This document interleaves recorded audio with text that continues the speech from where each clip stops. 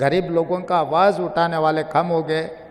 17 में एक ही दिख रहा है मुझे, असदुद्दीन ओवैसी जी, जो गरीब लोगों की आवाज़ बनकर वहाँ पर सुनाने के लिए जो कोशिश कर रहा है। ఏమంట కనపడట్లేదా మీ కంటికి? చేతిలో తుపాకీ ఉన్నా కూడా పెట్టెల దొరలాగా అంతనబడి మీ దృష్టికి మరి కాదా? నూనె స్వామి అంటే మీసాలను ఎంటుకలు నిక్కబొడుచుకోవాలంటే ముళ్ళ పంది అనుకుంటున్నారా? మరేంటి నూనె స్వామి? అది కాదయ్యా, గబుక్కుని చూస్తే చిన్నపిల్లల చేతిలో చాక్లెట్లు పెట్టి ఎత్తుకుపోయే వాళ్ళ కనిపిస్తున్నాడా? పిచ్చోడా, ఫేస్ కాదయ్యా చూడాల్సిందే, మనసు చూడవే స్వామి, మనసు చూడవే స్వామి, మనసు చూడవే స్వామి. ఇదిగో పిచ్చోడా, చూడడానికి ఆయన గౌడికి ఏదైనా కనపడొచ్చు, కానీ ఆయన నీలాగా గడ్డి తిట్టలేదయ్యా. మరేం తిట్టాడయ్యా? స్వామి కమ్మటి భోజనం తింటాడయ్యా. ఇదిగో అసలు నాకు అర్థం కదా, మీ గడ్డి గట్టి కనిపిస్తాడయ్యా ఆయన. మొన్న ఈయన కూడా అంతే, నానా మాట్లాడు, నేను ఉన్నా కాబట్టి సరిపోయింది. ఇప్పుడు నువ్వు మధ్యలో అయిపోయాడు, నేను ఉండగానే. ఇట్లా కనుక ఊరుకుంటే రేపు పొద్దున చిన్నపిల్లలు కూడా ఏదో వచ్చాడు అని ఉన్నారు చూస్తుంటే అనంటారా? మీరు మాత్రం ఎందుకు ఊరుకోవడం? చూసారా ఉంటారా?